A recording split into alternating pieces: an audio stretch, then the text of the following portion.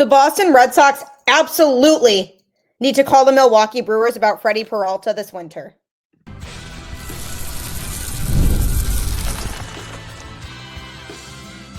You are Locked On Red Sox, your daily Boston Red Sox podcast.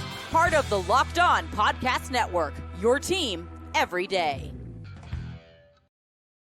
Hello and welcome to Locked On Red Sox, your daily Boston Red Sox podcast, part of the Locked On Podcast Network, your team every day, and also now the #1 sports podcast network.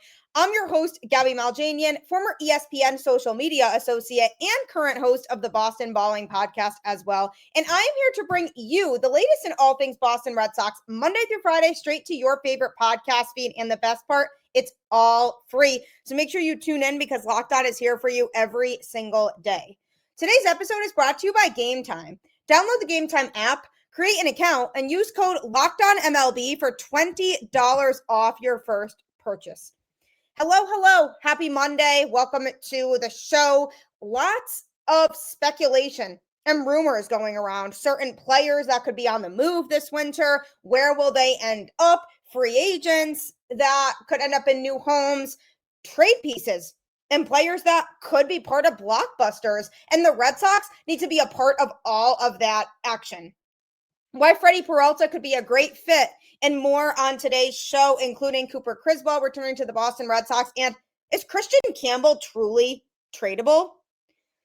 So I've discussed a lot on this show how the Boston Red Sox absolutely need starting pitching this offseason. It's no secret that a #2 starter to pair with Garrett Crochet is something that will really help round out their rotation and make it feel more complete heading into the playoffs. Now, the biggest thing that the Red Sox have going for them right now is that they do have trade pieces.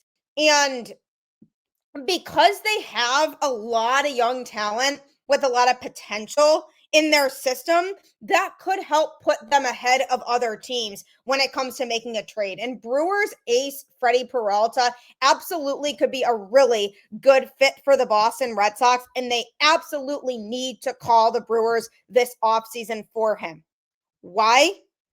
Because he is coming off of a very good season. And statistically, that very good season is the best of his career. He's really figured out how to use and mix his dominant stuff with his arsenal. Fastball, Freddie, held opposing batters to a 209 average this season against his four-seamer and a 173 against his changeup to go with a 183 against his curveball and 157 against his slider. So if he has a four-seamer, changeup, curveball, and slider that he can mix in, that's 4 different pitches. That's ace caliber stuff if you add those numbers in there of how much opposing batters were struggling against those pitches. He truly is a top of the rotation guy at age 29. And he's going to gauge a lot of interest on the trade market for that reason. But the Red Sox 100% need to be one of those teams that makes a call. And this is assuming that the Brewers are definitely planning on fielding calls for him. There are rumors going around that they do plan to make him available, but that's not necessarily 100% foolproof that it's going to happen. It depends what direction the Brewers want to go in this offseason. But if they do make him available, the Red Sox need to be as aggressive as they possibly can be. It's just going to be a long few months to figure out what the Red Sox do decide to do, and speculating between now and spring training what the opening day roster could look like going into 2026.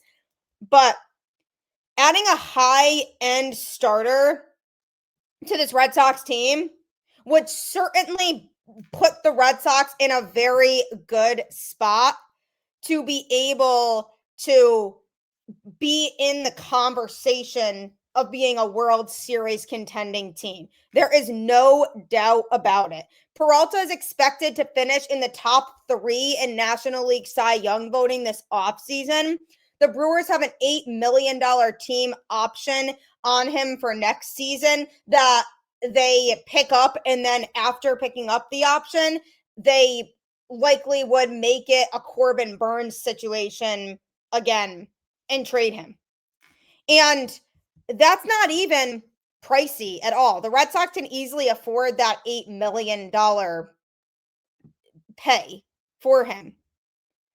He's likely not going to win the Cy Young because, Paul Skeens exists, but he had a 2.70 ERA in 33 starts to go along with a 17-6 record for Milwaukee this season. So there's no reason to believe that he wouldn't serve at least as a number 2, maybe even a number 1. He hasn't had under 165 2/3 innings pitched in a season since 2022, which is a really good sign for his ability to provide length. Because the Red Sox in their starting rotation have had a problem over the last few years, in particular, with their starting pitchers not pitching deep enough into games, and it completely taxes the bullpen early on, leading to the bullpen later on in the season with their arms just feeling completely fatigued, and it affects their performance. We even saw it to an extent in 2025, not so much to the same as what we had seen really in 2024 or 2023, where their starters really weren't providing length at all. At least they had guys who were giving longer starts in 2025, but they still could use a true number 2 starter who can give them, 6 solid innings on average per start to save and conserve the bullpen. And that's something that Freddy Peralta could come in and do. And he would help the Red Sox rotation without breaking the bank, at least for 2026, because he has that $8 million club option. Now, the downside to this is that he would head to free agency after the 2026 season. And that's something that I could see the Red Sox being wary of because they've been hesitant to commit to pitchers that don't have team control. And if the Red Sox were to trade for a guy like Peralta, they probably wouldn't want to give him a Crochet-like extension because he is older than him. So they wouldn't want to commit to this longer-term deal. And that would decrease the chances of them being able to work out an extension with him before he were to hit free agency, meaning that he probably would likely become a free agent at the end of the year. So essentially the Red Sox would be trading for a rental for a year, and they'd almost have to be okay with that. And yes, that doesn't mean they couldn't bring him back again during free agency, but they wouldn't necessarily be guaranteed bringing him back, especially if he just decides to go elsewhere instead.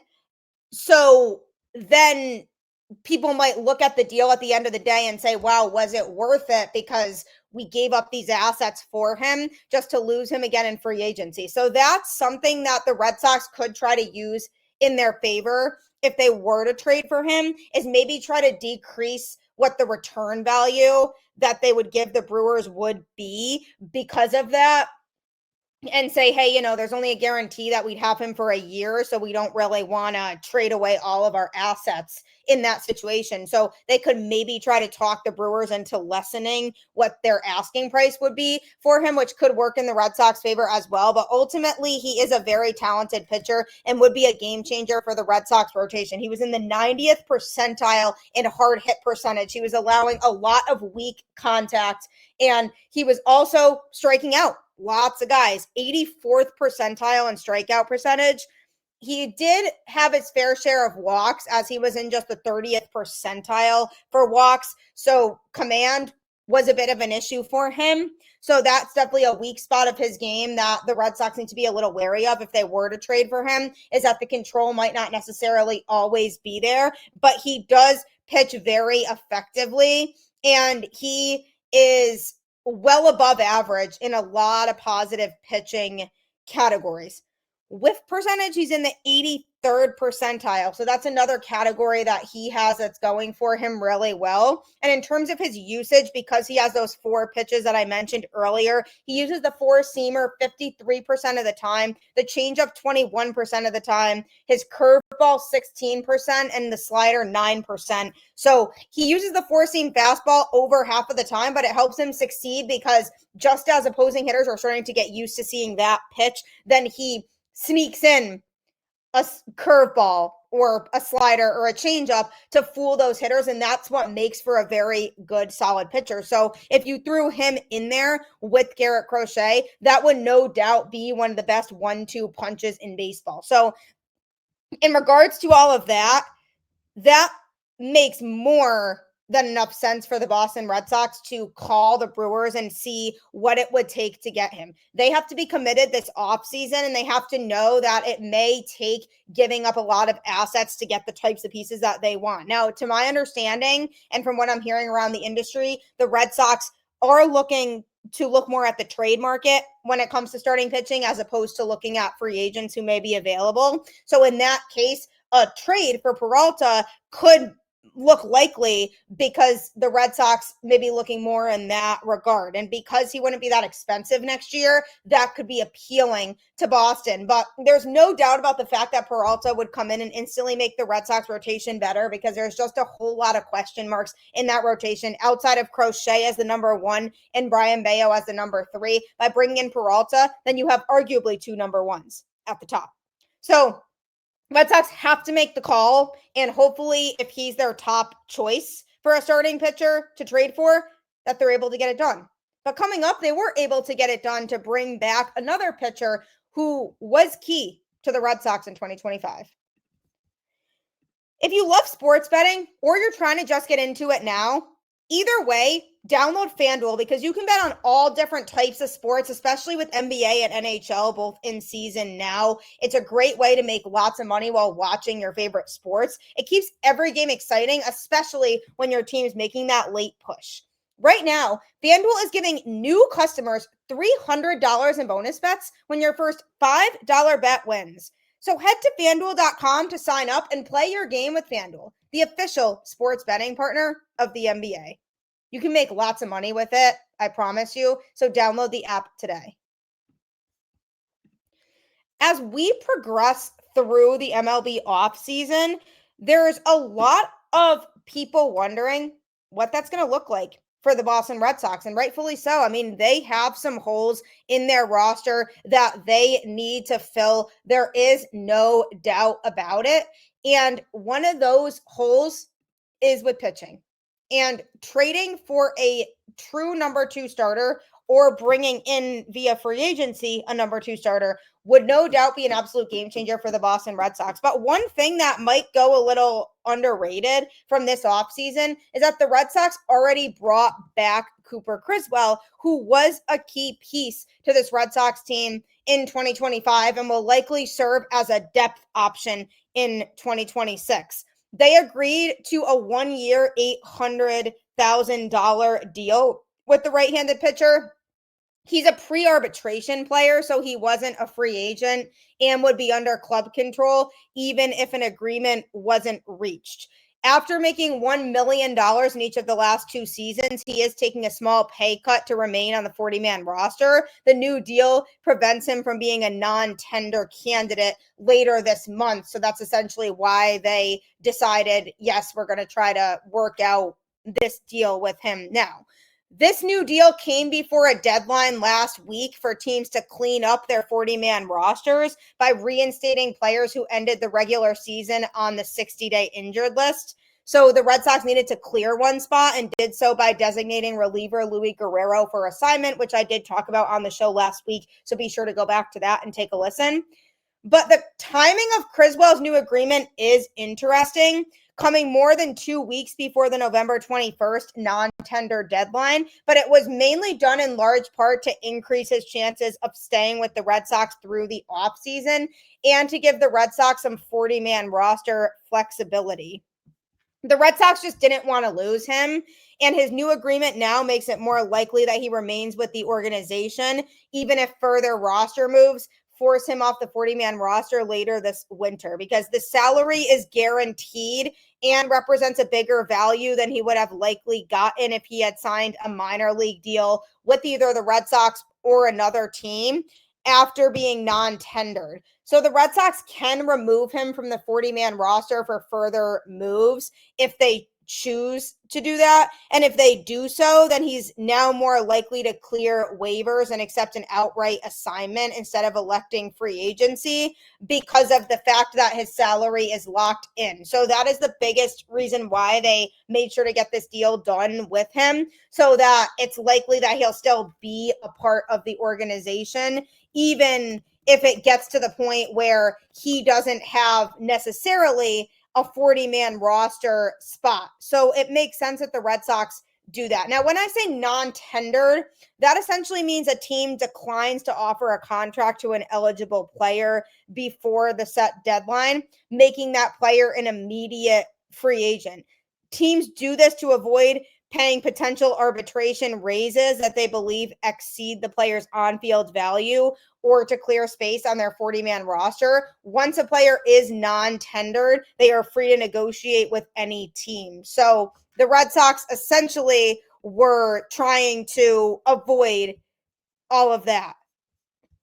And now they have him locked in. And what it means essentially for the player is that they become a free agent and can sign with any team in the league if they are non-tendered. For the team, it means the team saves money on a contract that they believe is too expensive and frees up a spot on that 40-man roster. And in terms of the player's future after that, the non-tendered player may be re-signed by their old team to a new contract because there's no rule saying they can't bring them back, possibly at a lower salary or sign with a different team as a free agent.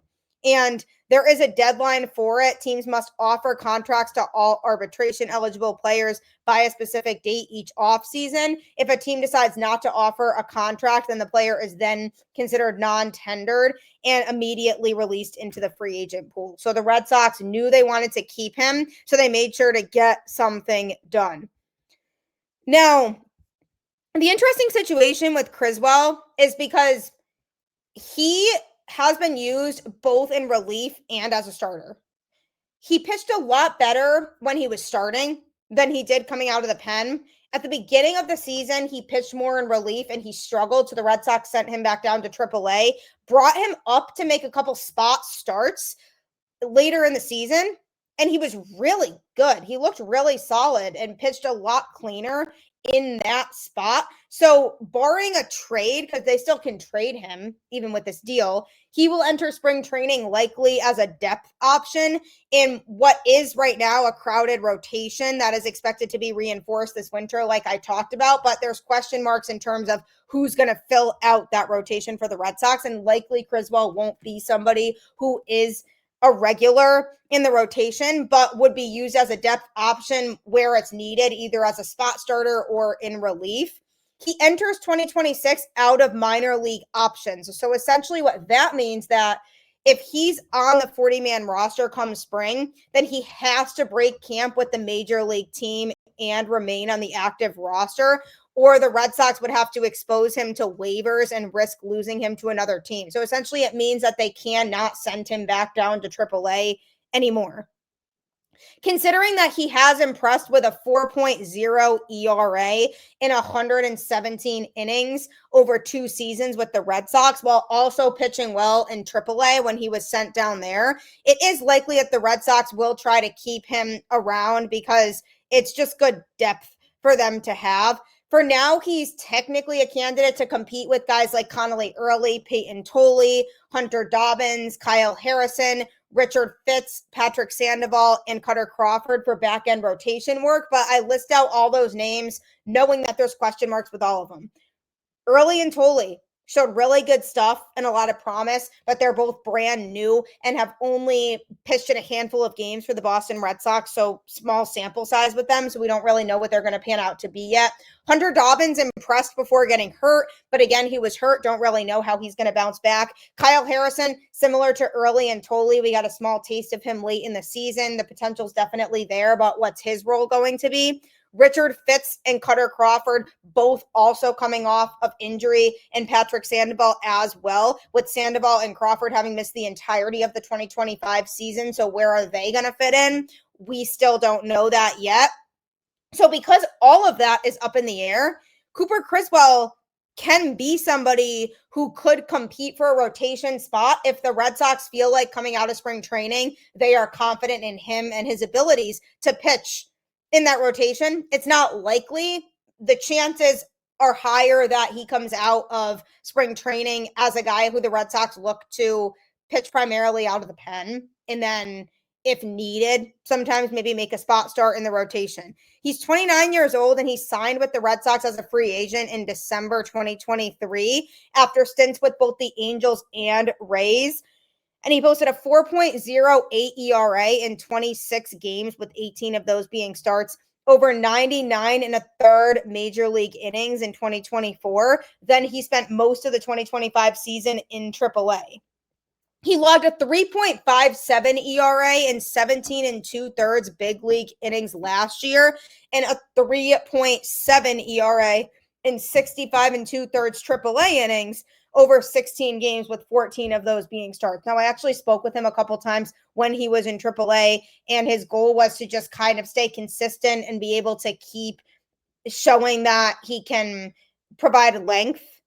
And that was something that he certainly did, but he did miss the final few weeks of the season with an elbow issue that has since been resolved. So that's not something that the Red Sox are really going into this upcoming season concerned about. But they like a lot of things about Cooper Criswell and his game. He has 4 pitches, a changeup, a cutter, a sinker, and a sweeper. He really doesn't throw a 4-seam fastball, and that makes it very difficult for opposing hitters to figure him out if he's really only utilizing off-speed pitches. Now, a couple of his pitches he's more confident in. He loves his changeup, throws it 31% of the time. The cutter he utilizes generally around the same amount of time, 30%. The sinker 28% of the time, and then the sweeper he uses 11% of the time, so not as much for that pitch. But because of the fact that he relies primarily on a 4-pitch off-speed arsenal, that makes him tough. Now, the question is going to be going into 2026, how consistent is he going to be if the Red Sox do decide they want to stick him in that rotation in some capacity? Is he going to be able to be leaned on and be trusted to come out and pitch every 5 days? I'm not seeing that with the options they do have, but if he has a really good spring training, it could happen. So the Red Sox are bringing him back, worked out a deal with him. And coming up, is Kristian Campbell a trade option this offseason? If you're looking to score last-minute tickets to any sporting event or really live event in general, Game Time has you covered. I'm actually looking into tickets for the Patriots-Jets game this upcoming Thursday night with some of my friends, and we're utilizing Game Time to purchase those tickets. And there's nothing better than Game Time because, first of all, it's cheaper than other ticketing vendors. And second of all, you'll always get 100% authentic tickets delivered on time and at the best price. Plus, all fees are included. So the price you see is the price you pay. There's nothing hidden. So when you check out, you're not surprised. And the view from your seat isn't obstructed because it shows you before you purchase. Download the Game Time app, create an account, and use code LOCKEDONMLB for $20 off your first purchase. Terms apply. Again, that's promo code LOCKEDONMLB for $20 off. Swipe, tap, ticket, go. Download Game Time today. Game Time is great because it really makes sure that you're not going to be blocked from your seat. So you really have a great experience. I don't use any other ticketing vendors anymore. So make sure that you check out, download Game Time in the app the next time you're looking to go to any sort of live event. Also, thank you so much for always making Locked On Red Sox your first listen of the day. And truly, thank you for making Locked On the #1 sports podcast network. Really could not do this without all of you loyal listeners. And I really appreciate you continuing to make it your first listen of every day. Also, be sure to check out Locked On MLB with Sully on any podcast platform, talking about all things going on around the league. That's a great show. So you can make that your second listen after Locked On Red Sox every day. The Red Sox are in a situation right now where this could be a really fun season going into 2026. Vibes could be very high. This was a very young team in 2025 with 17 active players on the roster that didn't have an ounce of postseason experience going into that season. Now they all got a lot of key exposure to being in a playoff-like atmosphere and all of the pressure that comes with playing in the playoffs, especially in a place like Yankee Stadium, which can be a really hostile environment in the postseason. The Red Sox got exposure to that. So now these young players on the roster can really continue to learn and develop, and that's key experience. So now the key is going to be building around those players. Now, the question's going to be, if the Red Sox do decide they want to make a trade for a starting pitcher in particular, who are some pieces that they can move? Now, I've already discussed the outfield on the show in depth with likely Jarren Duran or Wilyer Abreu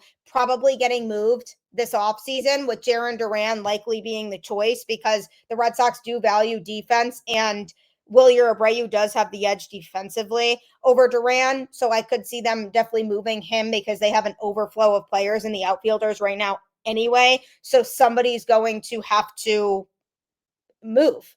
So likely an outfielder is going to be moved. But if the Red Sox want to get a player like a Freddy Peralta type or even a Tarek Skubal type, who I've talked about before too, just somebody who no doubt could be an ace to pair with Garrett Crochet and take some of that pressure off of him, they're going to have to give up other pieces.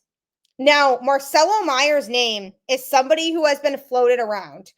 Some combination of maybe Marcelo Mayer, either Peyton Tolley or Connolly Early, and a couple top prospects like the password, Jhostynxon Garcia, an outfield prospect, makes a lot of sense because the Red Sox don't really have room for him in the outfield right now, or other talented prospects that they have in their system. Louis Perales is another guy who could be a name to look out for, but what if it's not Marcelo Mayer? Because Marcelo Mayer does have an injury history over the last couple seasons, which is something the Red Sox are certainly monitoring and could be a bit of a concern because he ended up missing the end of the 2025 season and also a lot of the 2024 season with injuries. So that's something that the Red Sox are definitely keeping in mind. But he was very valuable at third base when Alex Bregman was hurt in 2025. He filled in that role very well. Obviously, his primary position is shortstop, but the Red Sox have Trevor Story occupying that spot right now. So then when Bregman was healthy and returned to the team, they moved Mayer over to second base. And there's still some question marks surrounding second base going into 2026 and who's going to be starting the season in that role. So the question becomes, would they have Marcelo Mayer start the season at second and try to bring back Alex Bregman? Lots of questions surrounding that. So they could be hesitant to trade Marcelo because they may feel like Marcelo Mayer is a big piece of the future. But Kristian Campbell, somebody who started off really, really hot to start his major league career. He started the season on the major league roster, and in April, he was on fire. He won Rookie of the Month in his first month in a Boston Red Sox uniform, and then he experienced a significant decline from April to May, struggling with a low batting average and OPS, and then ultimately being demoted to AAA in June. So in April, he started the season really well, earning Rookie of the Month honors by hitting .301 with 4 home runs and a .902 on base plus slugging. Very good numbers. And then in May, his performance dropped a lot because he went from a .301 batting average to a .139 and a .190 on base percentage through the first 13 games. And then his overall wins above replacement for May was the worst in all of baseball. Now, take note, wins above replacement essentially means how many more games is the team winning with him playing versus if they were to take him out and put in a replacement player. So his was in the negatives. He had a -9 wins above replacement, which essentially means the Red Sox were losing 9 more games with him than they would have with a replacement player, which is very tough. So then they sent him back down to AAA in June, and he spent the rest of the season there.